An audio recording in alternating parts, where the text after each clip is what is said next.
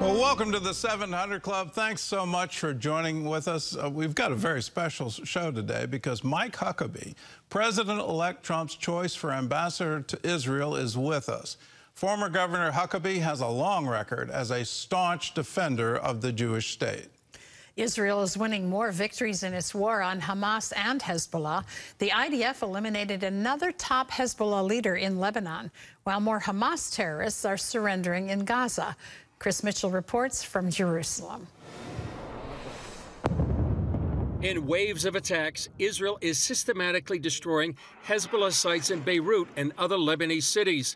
The IDF says Hezbollah spent years building weapons manufacturing facilities in civilian neighborhoods. Before the attacks, the IDF sends evacuation orders to prevent civilian casualties. Over the weekend, Hezbollah spokesman Mohammed Afif was eliminated. Afif served as a key leader in Hezbollah's military operations and propaganda machine. On the ground, IDF soldiers fight on two fronts, throughout southern Lebanon and in the Gaza Strip. In Gaza, more Hamas terrorists have been surrendering, a sign of how much the Iranian-backed terror group is being defeated. As for the war in Lebanon, media reports say there may be a ceasefire, but both the IDF and the terror group Hezbollah seem determined to keep on fighting. If this organization continues to fire, we will continue to fight, to implement plans, to go further, conduct deep strikes, and hit Hezbollah very hard. While the fighting goes on, observers note President Trump's election could have a profound impact on Israel's wars and the entire Middle East. Many consider the first Trump administration the most pro-Israel in American history. He acknowledged Jerusalem as Israel's capital and moved the American embassy there. He also agreed Israel should possess the strategic Golan Heights, and his White House pushed for the Abraham Accords, forging alliances between the Jewish state and former Muslim foes. Trump, in his second term, faces many challenges in the Middle East, but also opportunities, including adding more nations to the Abraham Accords. One of the thorniest problems is dealing with Iran, which supports proxy wars against Israel and is threatening to retaliate with more missiles after Israel's attack on October 26. Soon the Islamic regime may be armed with nuclear-tipped missiles, which it's threatened to use on Israel. They could also target the U.S., which the mullahs label the Great Satan. There's also much talk now of Israel annexing Judea and Samaria and the end of a dream of the Palestinian state. I think it's impossible to speak about two-state solution because it will never happen. You cannot draw a line that can divide and separate the population. Regardless of President Trump's views on Judea and Samaria, his pick of former Arkansas Governor Mike Huckabee for U.S. ambassador to Israel is seen as a positive move. Huckabee, who first came to Israel more than 40 years ago, says he's passionate about this calling. He says weighty measures like annexing Judea and Samaria, the so-called West Bank, should be up to Israelis themselves. Huckabee doesn't think a two-state solution is practical, and he believes Judea and Samaria is the promised land of the Jewish people. Chris Mitchell, CBN News, Jerusalem. Well, Governor Mike Huckabee joins us now from Little Rock. And Governor, when I got the news that you were being selected by Trump, there was a shout of joy. What was your reaction to being offered the position as ambassador? Well, Gordon, I was a little shocked. I was not expecting the call. President Trump called me last Tuesday, and frankly, it was not on my dance card that day. So it was quite the surprise, but also an extraordinary honor to be asked to do this. And having been to Israel 100 times plus over the past almost 52 years now, it's just really an opportunity of a lifetime, and I'm grateful that the president has bestowed this confidence. I hope I get confirmed by the Senate, and with Republicans in charge, maybe that'll happen. But I look forward to going to work for my country, my president, and for the people of America, and to be an able representative to my friends in the Jewish state of Israel.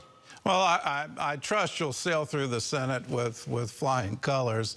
I can't imagine any serious objection, but you never know what the other side's going to try to do.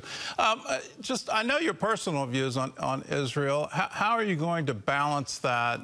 You know, you're representing the people. You're certainly serving at the pleasure of the president. So how are you going to balance? Well, Gordon, as you know, an ambassador doesn't get to go and always formulate his own opinions. You are the emissary of the president. I'm very mindful of the fact that there was only one person elected to lead American policy on November the 5th, and that was Donald J. Trump. So it will be his policy, not mine, that we will implement. But if the past is any sort of prelude to the future, it bodes very well for an excellent relationship with Israel. Look at what Donald Trump got done. The Abraham Accords were historic. He should have been given the Nobel Peace Prize for that. It truly was an incredible breakthrough to bring alliances with Israel and former enemies of Israel. In trade, diplomatic relationships, tourism, everyone benefited. He also put maximum pressure against Iran. That took their money away. That's why there was no October 7th during his administration. But when the Biden administration released the pressure, they had money again. What did they do with it? They funded Hamas, Hezbollah, and the Houthis, and a lot of innocent people, civilians, were murdered and massacred as a result.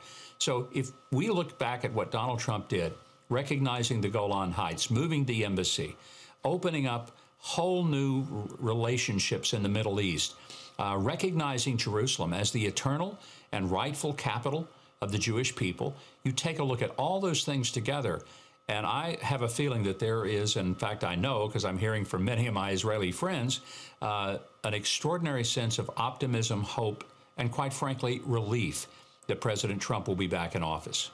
I assume you're planning to hit the ground running, and I've got to bring up UNRWA. You know, the Biden administration, it just amazed me. In the first week in office, he restored funding for the UN Relief Works Agency. Many of their employees were involved in October 7th. Can we hope that that will finally go away? Will the U.S. move not just to stop our funding, but will it move to eliminate UNRWA from the UN?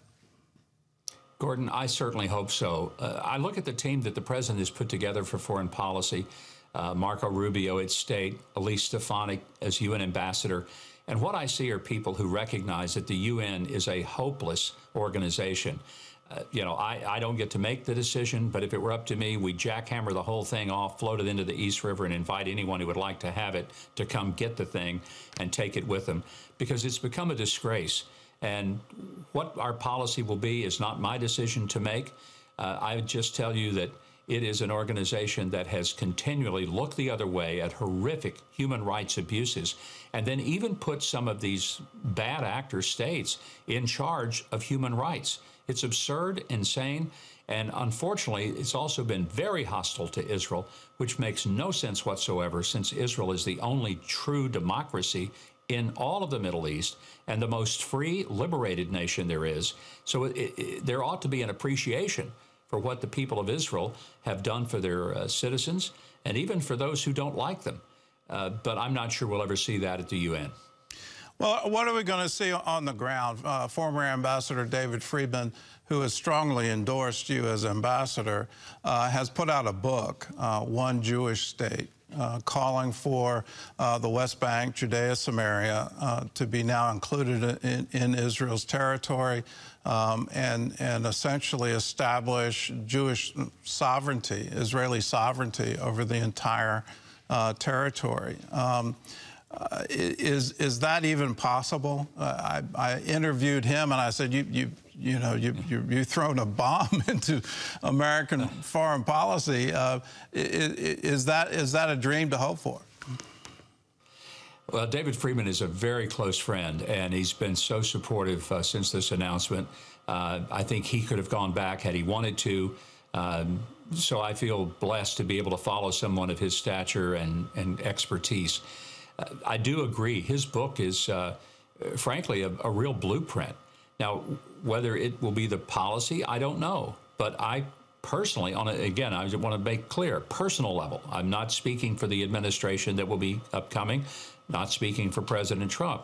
But this idea of a two-state solution has always been nonsensical to me. You can't have two people claiming the same piece of real estate, and one of those two parties doesn't believe the other one should even exist. That is not a recipe for success. It's a recipe for confusion, disaster, and absolute mayhem.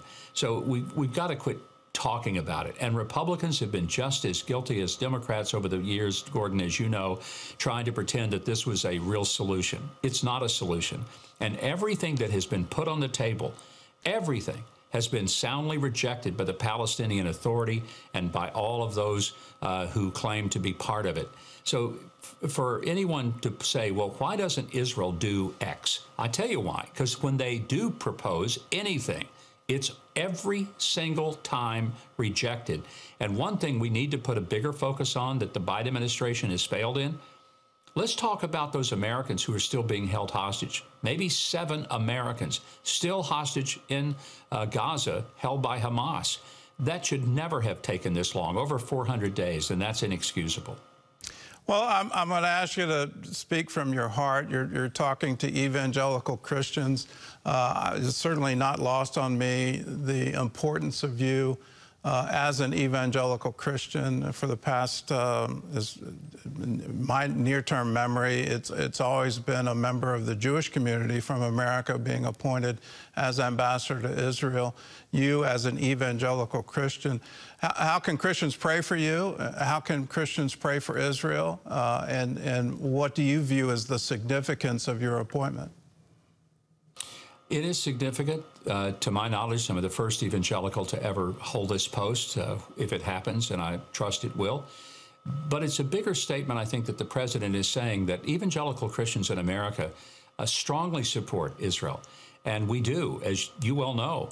And I think it's important that as really a group of people who understand how important Israel is, not just to a relationship with the United States, but to peace in the world. My prayer, and the prayer I ask others to pray for me, is that God will use me in that role to bring relationships, to bring new posts of freedom, new relationships among other Muslim-led nations, to expand the Abraham Accords, and ultimately, the simple prayer, pray for the peace of Jerusalem. I've got to ask, because people are asking me, what's going to happen to your television show? Well, I don't think I can continue. There is a studio in Jerusalem. You could use that. Yeah, there is, Gordon, but I have a feeling that the federal requirements of being an ambassador would preclude me from also hosting a television show on a network. But I wish I could, because it's been one of the great joys of my life. And it's hard for me to believe I've been doing it now for over 7 years. It's just been an incredible experience. The hardest part of all of this is going to be to really divest myself of all the things that I've been doing. I'm busier than I've ever been in my entire life. It's been a delightful experience. And I wouldn't be doing this if it weren't for the fact that I really believe it's a calling from above. And as a result of that, you know, I accept the post as the president has offered it, and will seek to serve not only the United States government, but also to serve the kingdom in a way that brings glory to God. Well, whenever you need to get a message out, we've got a bureau right there in Jerusalem, right next door. And you sure do. Chris has been a friend of mine for a long time. I see him most of the times when I'm there. Your presence of CBN in Israel has been very significant, and it'll be a joy to get to see him probably a lot more regularly that I'll be living there. All right, I hope so, and I look forward to getting your calls for prayer. It's our honor, our privilege to pray for you. Well, Governor Huckabee, thanks so much for joining with us, and may God bless you on this mission. I view it that way. You're on a mission, and you have our prayers, you have our support. Thank you, my friend.